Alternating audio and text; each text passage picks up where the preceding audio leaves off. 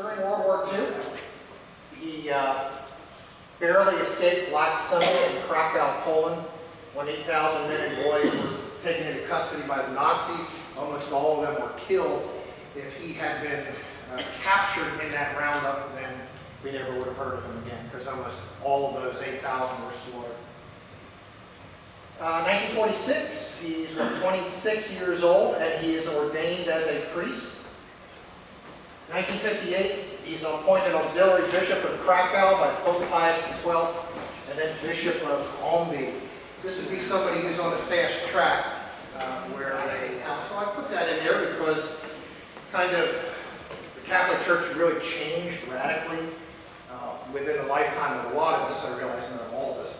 And he was part of that. And John Paul II, I think, was an interesting pope because he was accused by conservatives of being too liberal and accused by liberals of being too conservative. So I think he was he was the generation that was kind of in the middle.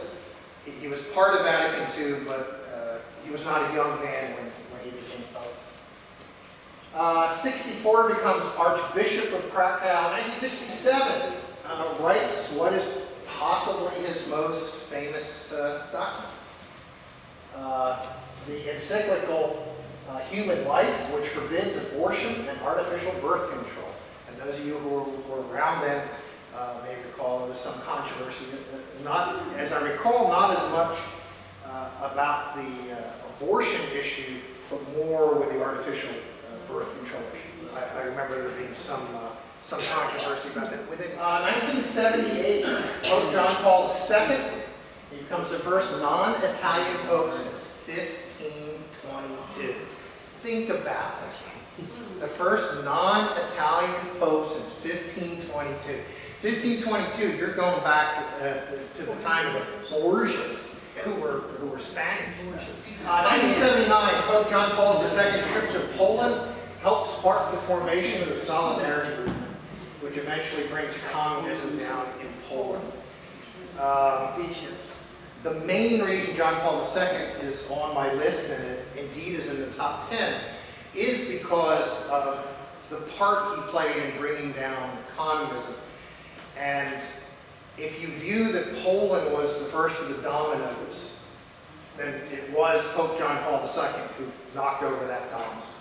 If you think it was all inevitable, it was all going to happen anyway, and Poland just happened to be the first one, well then you might not put as much importance on John Paul II.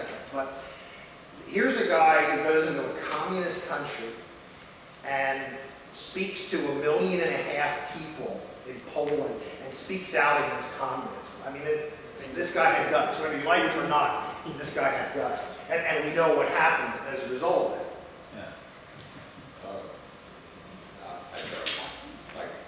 So you fell?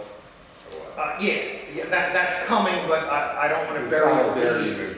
The Bulgarian Secret Service, under orders from Moscow, tried to assassinate Pope John Paul II and almost succeeded. And then it was the second time that the communists tried to kill him also. They didn't get as close to succeeding. But yes, they did try to kill him. 1979, first pope to visit the White House. That's kind of interesting. 1979, the first time a pope visits America. And ironic, because everybody thought it would be under Kennedy. Yeah. Good point. 16 years later, Yeah. after Kennedy died, finally a pope. That's a good point. And who does he pick to visit? The most, up to that time, the most evangelical Protestant of all of our presidents. What about presidents, though? Jimmy Carter would have been the first one to reach out. In 1981, this guy who went and stood alone in front of 1.5 million people in Poland and spoke out against the deprivations of communism.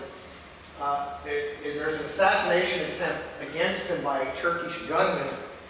A later Italian investigatory commission came to the conclusion that the Soviet Union was behind the attempt. Specifically, I think I mentioned the Bulgarians. 1982, the first pope to visit the United Kingdom, and he visits with the Queen because she's the head of the Church of England. So think about that. 1982 is the first time a pope visits the United Kingdom.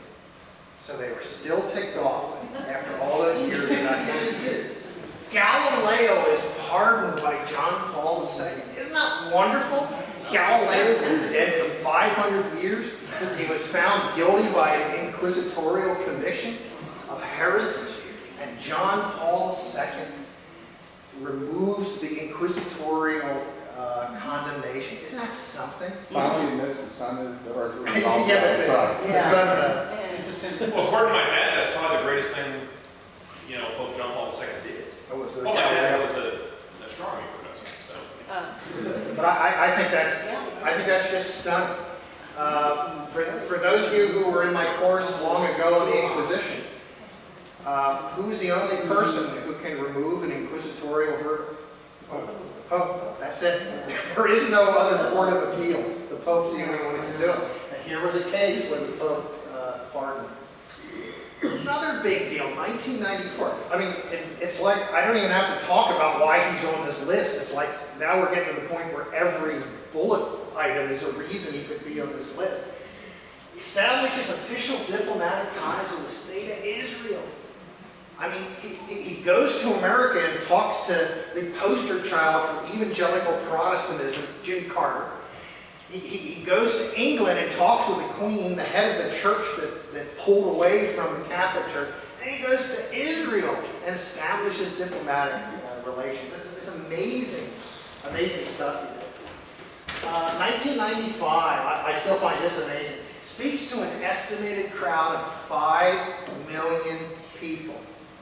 5 million people. Again, an amazing figure. I think Woodstock had what?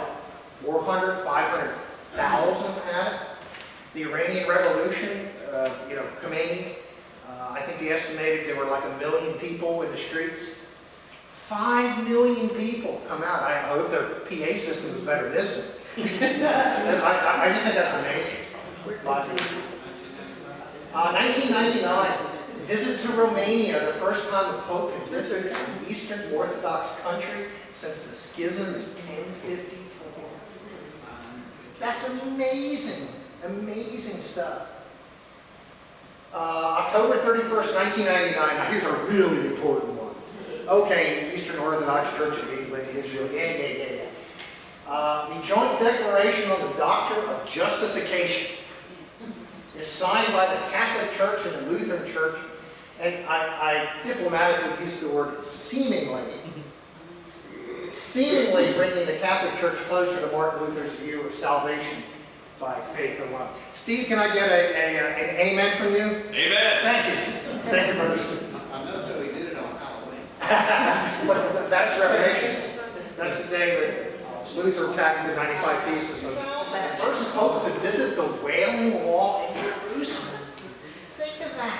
A pope at the Wailing Wall, the holiest site in Judea. Isn't that amazing? So he officially apologized for past persecution of Jews by the Roman Catholic Church. 2004 receives the Presidential Medal of Freedom from George W. Bush in a ceremony at the Vatican.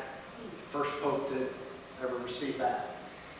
He dies in 2005, and in 2009 he's declared venerable or heroic in virtue by Pope Benedict the 16th. Being called venerable means you've been beatified, which is the next step is sainthood.